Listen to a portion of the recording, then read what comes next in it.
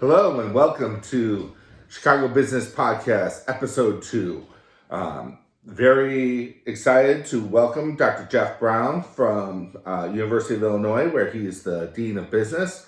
Again, purpose of the discussion is to provide a little bit of education as well as entertainment by bringing in prominent business executives from our community, where we discuss a little bit about their background as well as what they're focused on and really how innovation is changing their work. So thank you very much for joining. If you like what you see, please subscribe, leave comments, give me a thumbs up. We're very interested in feedback. So thank you very much. Without further ado, let's get the episode started.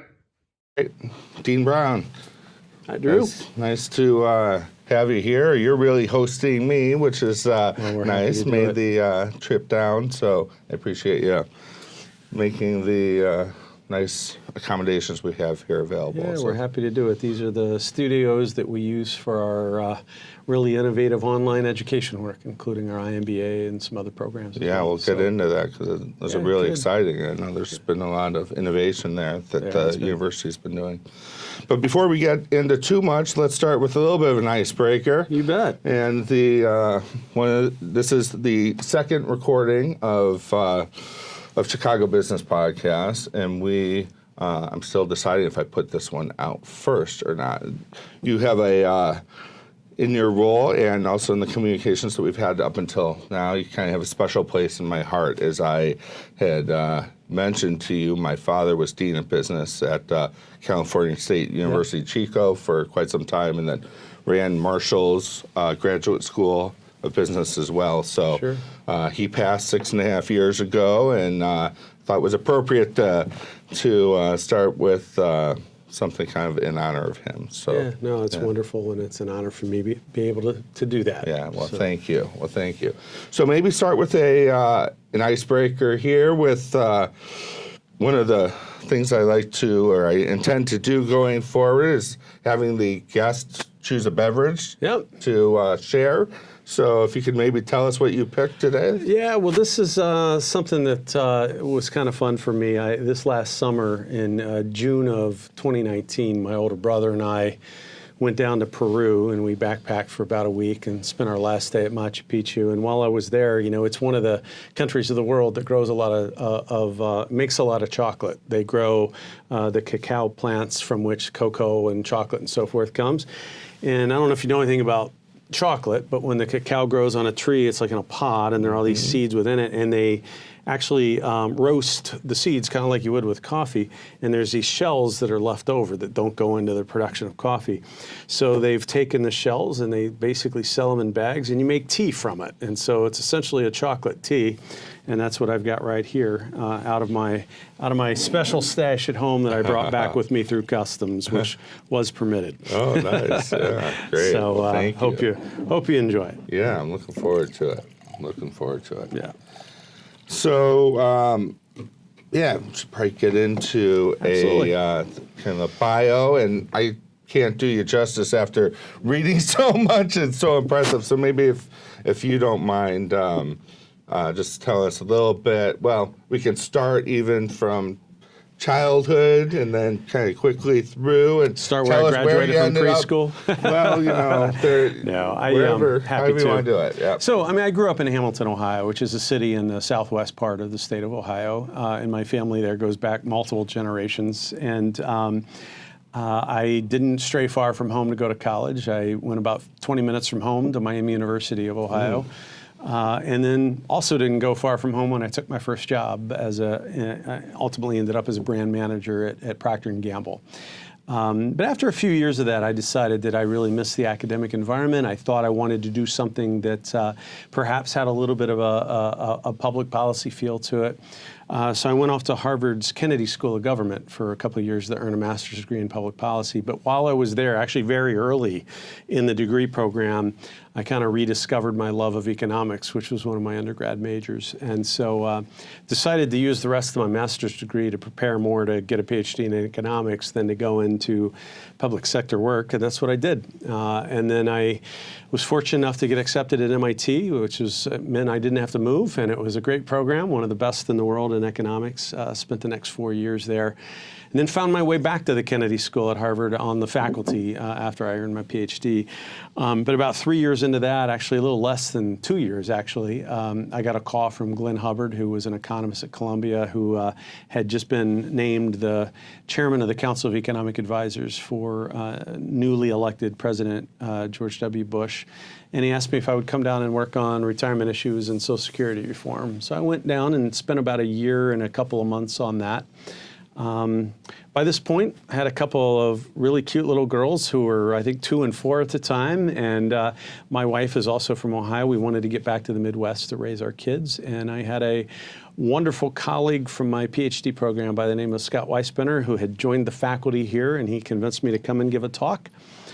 So I ended up joining the Illinois faculty in 2002. I've been here ever since, and then was fortunate enough to be named dean in 2015. So that's the quick version. Yeah, that's great. That's great.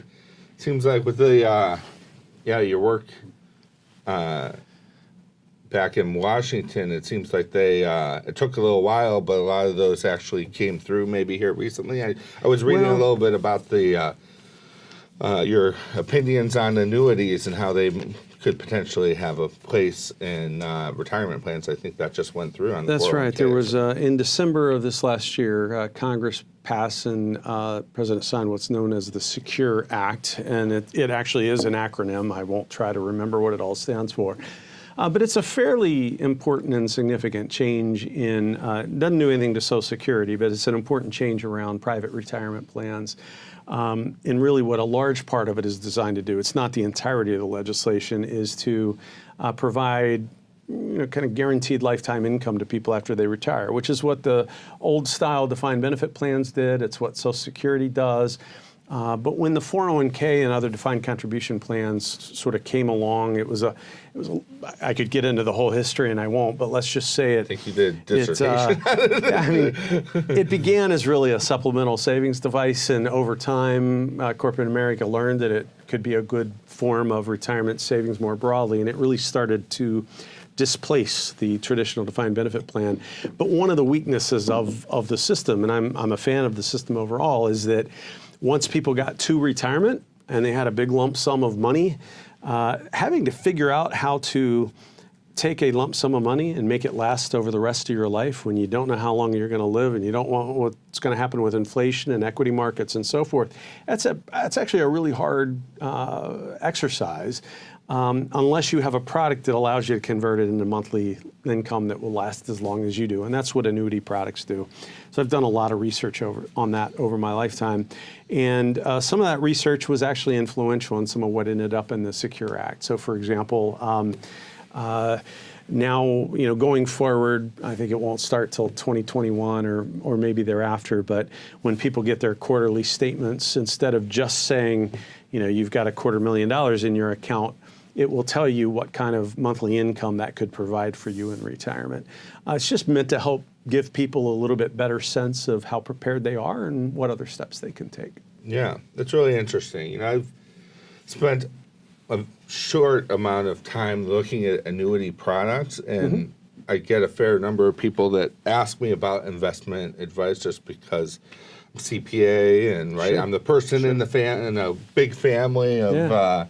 They ask kind of different questions, but I've always been very reluctant with annuities to recommend them because the fees historically I think have been quite opaque. So yeah, and let me say that the industry has done itself, not any individual company, but the industry as a whole has kind of done itself a disservice over the years by having too many products that have the name annuity attached to them, and most of them are not what I'm talking about. Oh. So when economists like me talk about annuities, what we're really talking about are products that provide lifetime income. And what we mean by that is it's essentially an insurance contract that says all right, Drew, you buy this product, we're going to pay you so many dollars a month, and that money will continue to pay out to you every month for as long as you live.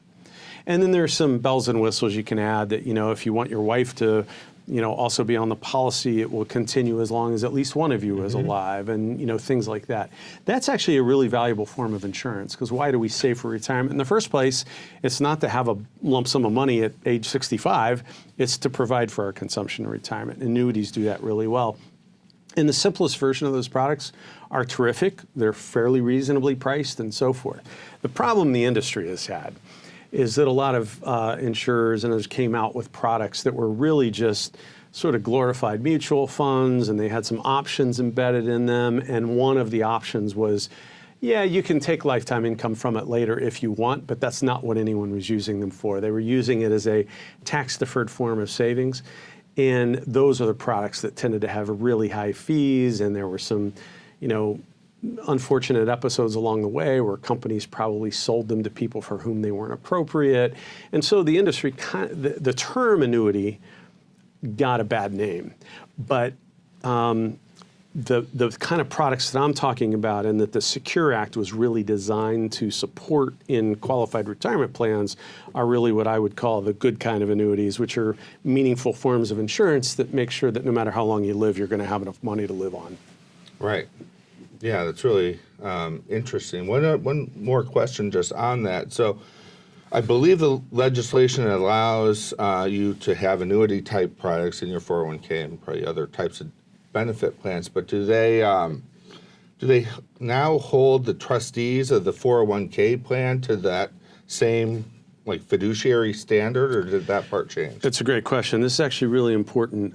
One of the reasons that less than 10% of 401k plans in the U.S. have a lifetime income option built into the plan is because going way back to the 80s, the Department of Labor had initially decided that they should apply the same standard to the choice of the annuity provider as they would have done in a defined benefit plan from decades earlier. And that was such an impossibly high standard to meet, because it was literally like you had to choose the safest annuity available, and no one knew what that meant. And there was always the risk that even if it seemed like the safest one available at the time you bought it, something could change, and by the time the person went to retirement, it wasn't anymore. And so corporations, plan sponsors were very afraid about getting sued over that. And so it's one of the reasons that none of them, not none, but very few adopted them. What this legislation does is they still have a fiduciary standard, but it provides a safe harbor that if they if they follow certain steps, so they take into account the ratings of the insurance carriers, if they choose a company that is approved by that state's insurance regulator to provide products, and a few other things, as long as you follow those steps and do your due diligence, you then get a safe harbor, and that you cannot be sued if subsequently something happens to that company. So you're looking at it at the point in time and so forth. What consumers need to recognize is, even in the very rare event that years later something did happen to the insurer, states have guarantee associations or guarantee funds. And to my knowledge, no one in America has ever lost money, even on an annuity product, even when an insurer has gone under. There are mechanisms in place to provide some assurance around that. So it's a good system. This legislation should help a lot at reducing one of the barriers, so companies no longer have to worry about getting sued over it. Right. Yeah. Well, thank you very much. That's sure. A little more technical than maybe. Yeah. That'll probably be as technical as the I can go as technical as you want, but that's probably not what folks want to hear. Yeah. No, I didn't mean my questions either. I mean the good content you provided in the answers. So thank you for that. So, so in terms of what's going on at the university and innovation, I know that the MBA program looks completely different. Probably, maybe even since you started as dean, right? It's been accelerating very much. Yeah. So, can you talk a little bit about what the Gies School of Business is doing to in the innovation front? Yeah, so a lot is the short answer, and I'm going to give you some details, but let me just kind of paint the landscape, and then we can go as deep as you want on any one of them, including what we've done in the MBA space. So, I became dean in summer of 2015. In January of 2016, we launched this really innovative IMBA program. It was the first program in the world not to be online, but it was the first program to use what is called a MOOC platform, these massive open online course platform. And our partner in this is Coursera, which is a company out in California that was started by some former Stanford professors. And we built this really flexible, really engaging, high value, high quality, low priced degree program. And we started that January with, I think it was about 112 students in that first cohort. And we have very quickly, in just 4 years, grown it from that brand new program to having over 3,000 students in it today. Our online programs in the Gies College of Business are now as large as our undergraduate program. It is a global program in the sense that we have students from nearly 100 countries around the world. Having said that, it is still about a quarter of those students are from the state of Illinois. Something like 5 to 10% of them are from right here in East Central Illinois. So in terms of raw numbers, we're actually serving more East Central Illinois and Illinois residents than we ever did in our traditional graduate programs. But now, in addition to doing that, we're also serving the world. And in that particular case, we refer to this as the democratization of education. And what do we mean by that? Think about what all the barriers are to, say, getting an MBA degree. Cost is a big one, right? There are MBA programs out there that will cost you, in excess of $100,000 just in tuition. Ours is about $22,500 all in, the entire 2 years of the program. And second barrier that people have besides cost is you've got to quit your job to go do a traditional full-time residential program. And so if you think about it, the cost of giving up 2 years of work experience, 2 years of movement, upward movement within your company, not to mention the fact that you're losing 2 years of salary, that cost is often larger than the tuition checks they're writing. And in our program, while it's very rigorous and it takes a serious amount of time and attention and dedication to do it, you don't have to quit your job. And our average student is about 37, 38 years old. They are very advanced in their career. They work for all the companies you've ever heard of, the Apples and Microsofts of the world, as well as more traditional industries. We have physicians, we have law partners, we have engineers. I mean, it is a really impressive group. And the fact that they didn't have to quit their jobs, we've developed this incredible network of really high talent students who learn a lot from each other as well as from us. A third barrier, simply put, is geography, especially at people at that stage of life where, they may have kids, they've got a spouse who has a job, they may own a home. You can do this program from anywhere in the world, and you don't have to pack up and move to Champaign, Illinois, or any other location to do it. This has also turned out to be really important for some of our international students. I think it was either our first or second cohort. We had a student from Afghanistan. And I can tell you, it would have been first of all, he couldn't have afforded a traditional program. And second of all, he would have had difficulty getting, the travel permissions from Afghanistan to be able to come here and do it. And he says the program changed his life. So, we're really all about smashing through barriers and making the program accessible to really highly qualified candidates. We're not sacrificing it all on quality, but it's allowing us to do it at scale in a way that I don't think any other school in the world comes close to. So that's a big, tangible example of our innovation.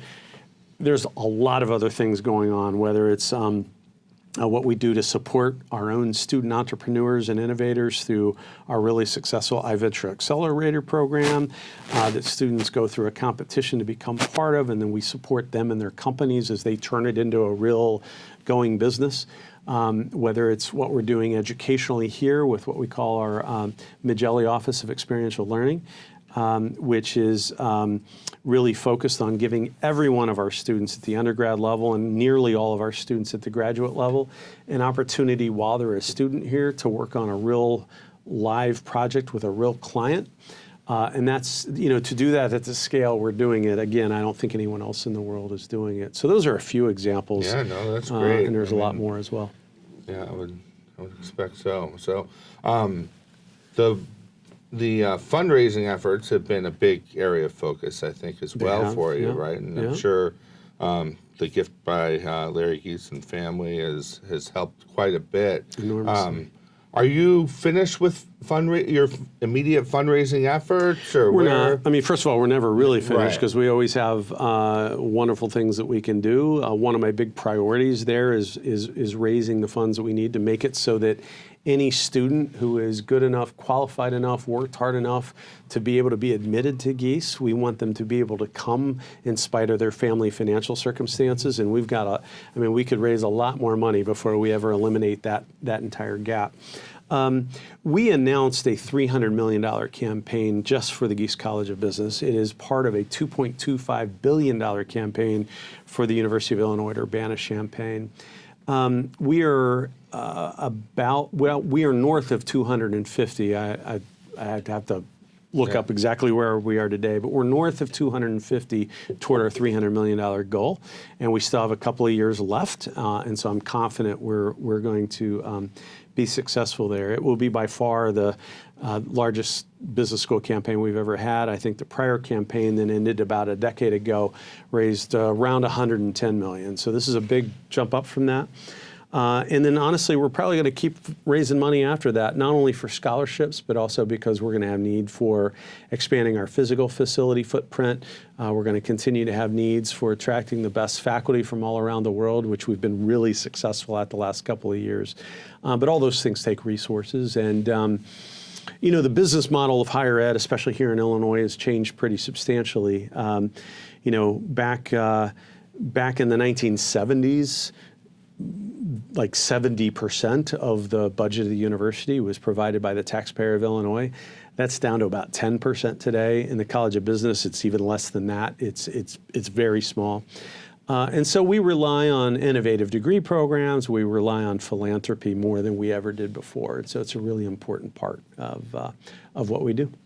Are businesses stepping up as well and contributing? I don't know if it was the last campaign or two before, the one before that, where I know a lot of the big four firms, contribute a fair amount, I think, to this building, in fact. No, sure they did. And I mean, if you walk around this building, you'll see lots of plaques commemorating both corporate partners as well as individuals who donated very generously. It certainly includes many of the accounting firms, including the big four, but also including a number of other important partners, like the Grant Thorntons of the world and so forth. We have also, though, had a lot of really important partnerships beyond the campaign to help this building. So a few years ago, I think it was 2016 or 17, we announced a partnership with Deloitte and the Deloitte Foundation to establish a center for business analytics here at the University of Illinois, run out of the College of Business, that is really thinking about way that data science, data analytics is changing the face of business. And we received some very generous support from Deloitte for that. Axis Reinsurance Company made a very generous gift to support our efforts in the risk management space. And again, that's a program that we run here out of, we run an Academy of Risk Management here out of the Gies College of Business. It's open to students from across campus, actuarial science and so forth. I don't mean to exclude anyone, but there are a lot of important corporate partners that we work with on a regular basis in a way that I think really helps them and also helps support what we're doing. It's a wonderful symbiotic relationship. That sounds great, man.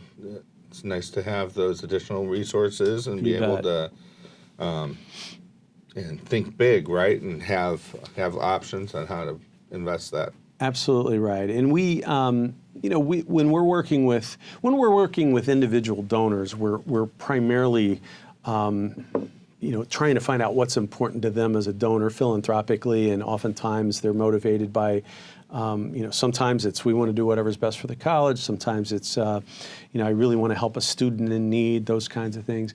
When we work with companies, that is part of the conversation, but it's also part of, how can we use this strategically to help get the name of the company out or help them become identified with a certain theme or a certain topic. And our partnerships with companies are much beyond just the financial support. We have corporate representatives and alumni down here almost every day of the year, whether they're recruiting our students, whether they're speaking to classes, whether they're hosting events for us, providing facilities available, sometimes helping us provide some expertise on an issue that we're dealing with. And they're a really, really important part of our Gies family and community. And we couldn't do what we do without them. Yeah. Yeah, I think there's a big opportunity there also with the Alumni Network and kind of strengthening those bonds because I've been to a couple of events and they're still on the smaller side, so I think that kind of connecting to the professionals up in Chicago is probably one of your challenges and priorities, right? Sure it is. And, we have alumni all over the world, but there's no question that Chicago is sort of ground zero for where our alumni are, right? I don't know the exact percentages, but we literally have tens of thousands of Gies alumni in Chicago and probably hundreds of thousands of University of Illinois Urbana-Champaign in Chicago. So it's a really important area for us. It's also where a very large fraction of our undergrad students come from, is Chicago and the Chicago suburbs. And I spent a lot of time up there. A lot of people from the team here spend a lot of time up there. And we have a lot of people from Chicago that come down here to really dedicate their time to helping us on campus. There's always more that we can do. And we're always looking for opportunities to innovate on that front and do things that are impactful, both at the college level as well as at the university level. We hired a chief marketing officer for the campus, Eric Miner, who's an alum of the University of Illinois. He started something, I believe it was this past summer, Illini Days in Chicago over the summer, and I think the turnout at that was many times what they had anticipated. We have our big spring luncheon event that brings about 1,000 alums out every year. So we've got a lot going on. We've got an amazing group of alumni leaders that lead our Gies Business Alumni Association. A lot of them are out of Chicago. But yes, we can always do more because we've got over 60,000 alumni around the world. And the more we can engage them, the more we're going to be able to do to positively impact our students and frankly, the world. Right. No, that's great. Well, hopefully we can make a small contribution right here in doing this. So. Yeah, absolutely. What other kind of top challenges do you have and are priorities for you kind of the medium term? So we're really, I'll stick with the online space for a moment, although it's certainly not the only thing we're working on, but I'll start with that, which is I believe that we as a college have the best capabilities of any university in the world in terms of doing meaningful, engaging education and working in groups and so forth, doing it remotely through our online capabilities. We've proven that through these phenomenal degree programs at which the students are really thrilled with the education they've gotten, with the network and so forth that they've built with their fellow students. Now what we're trying to figure out is how do we use that same technology and that same approach to stay engaged with all of our alumni for the rest of their lives, including those who can't come back to campus. Technology and business practices and everything is changing so rapidly that, somebody that graduated from here 5 years ago at the time probably didn't have business analytics training, and now we're providing it to every one of our students. But that means if you graduated very long ago at all, you may need to kind of upskill. You might need to come back for a refresher, get some new skills. Well, we'd love to be the place that our alumni, and others as well, but certainly we want to be the place that our alumni feel that at any point in their life, their career, there's something new coming out. We have a vision of making this the place they want to come and do that, quite possibly without ever having to leave their home or office. That's going to take a lot of thoughtful planning and resources to realize, but that's something we're focused on. We're also looking to partner with companies in new ways, again, using some of our capabilities in technology and content, is to help companies who need to upskill their entire workforce, right? And a lot of companies are out there spending a lot of money to do this on their own, and we think that we can be a really effective partner in some of that. At the undergrad level, we've had a really fun run in the last couple of years of planning and designing a new undergraduate curriculum here. I think it's the best in the world. Every year, as a business student here, freshman through senior year, you have a shared experience course that everyone in the college, every undergrad in your grade or year will be taking the course at the same time, obviously in different sections. But in the first year, it's a focus on professional responsibility, the role of business in society, a lot of big important issues, and also getting you thinking about what is your purpose, what are you looking to carve out with your career, what kind of impact do you want to have. And then sophomore and junior year, you're really going to learn to apply a whole set of skills. Sophomore year in working on some really sophisticated business simulations that allow you to bring a lot of this together. Junior year in a client-based project where you and a group of your peers will have a client that could be a Fortune 500 company, a local startup, who knows, but you're going to be working on a real problem. And then senior year, there'll be a capstone that exposes you to kind of the more global business environment, but also revisits a lot of those early on concepts, including now's an opportunity for you to look back at where you thought you wanted to take your career. Now let's use this as another pivot point to think about, what impact you want to have on the world. We talk a lot about business on purpose. It's kind of our brand. It's the essence of who we are. It's about being intentional about everything. It is about having a bigger impact than just the bottom line. And we're really trying to infuse that into everything we do now, including our undergrad curriculum. And so this coming year is an important year for us to really think about implementing and operationalizing and executing that, because the students that we have on campus now are going through this new core, and we're really scaling it up and ramping it up. So that's another exciting area for us. Has the state's fiscal situation impacted the Gies School, and if so, how? Yeah, so my first year as dean corresponded to the first year of the big budget stalemate that Illinois had when Governor Rauner was still in office, and then my second year as dean was the second year of that budget stalemate. On the one hand, we as a college were fortunate in that we don't get that much of our money from state taxpayer dollars, and so we were able to continue to do a lot of what we did. That doesn't mean we were unfazed by it, because the university as a whole went for a very long period of time without receiving any state appropriations. And even though they eventually filled in some of that, at the end of the day, I think the university ended up short something like $250 million relative to what they had thought. And so we all had to make some adjustments. And I think every college, every unit on this campus had to disinvest from some things or slow some things down. We were in a fortunate position, thanks to our generous donors and corporate partners, that we could continue to make some strategic investments. So we were building our online capabilities during that time. We had to, we knew that we might have to dig into some of our reserves to do that, but we knew it was the right thing to do in the long term. So we've actually emerged from all of that, I think, stronger than we've ever been. It gave us yet another reason to be very clear and intentional and focused on what our strategy is, what was really going to create value for our students, for our alumni, what was going to differentiate us from the competition. And then around all the time that got resolved, Larry and Beth Gies came along with their incredible generosity and really kind of added some rocket fuel to what had already been a really successful launch. And it's not to say that we don't need resources. We do. We rely very heavily on philanthropy, but I'm very happy with where we are and the trajectory that we have. Did I hear right? That was the fourth largest gift to a business school in U.S. history. Yeah.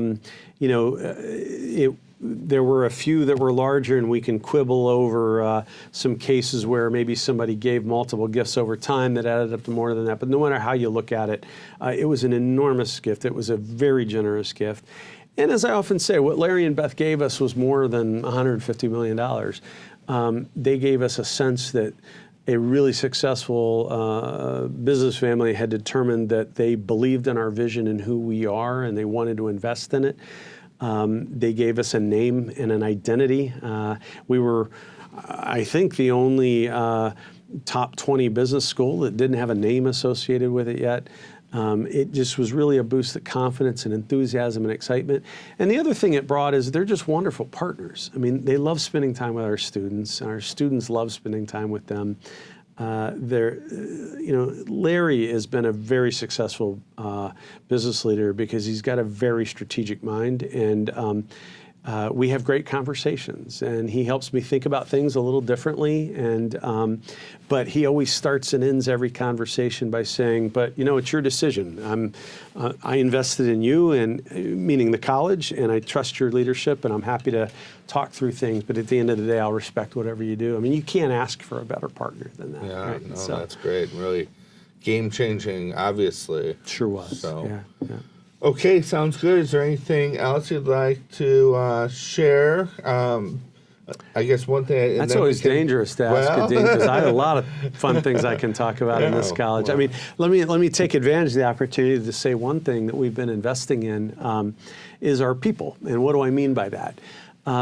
In order to support all of this amazing stuff that we're doing, we need really talented staff, and we need really talented faculty. And we've been enormously successful at both.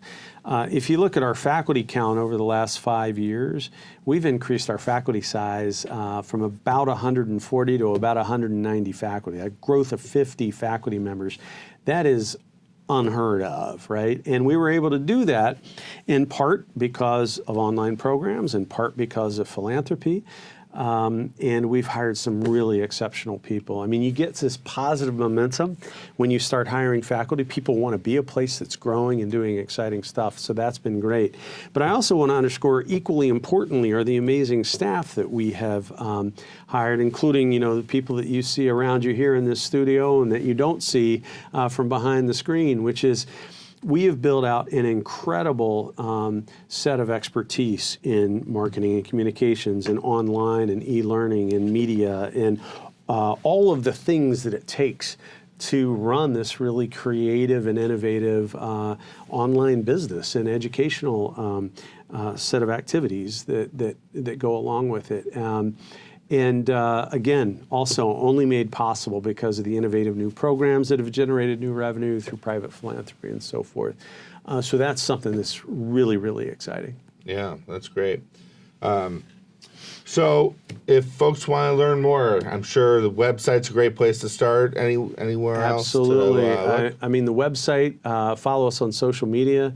We have a pretty active social media set of activities out there. We're on Twitter, we're on LinkedIn, we're on Facebook, we're on all the other ones that I'm not on.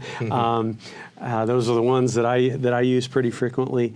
And just if you're not getting emails from our college, if you're an alum or a corporate partner, we do have information that we email out to people, kind of a newsletter, those sorts of things. We call it Gies Quarterly. And if you're not on that, it probably just means we don't have an updated email address for you, and let us know what that is.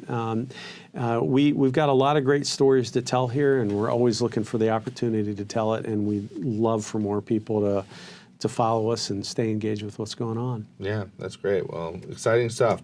Thank you very much for your time Thank today. you. I'm honored to be part of this, and I appreciate you coming down here to take the time to do it. Yeah, so great. good. Thank you. All right. You bet. Yeah.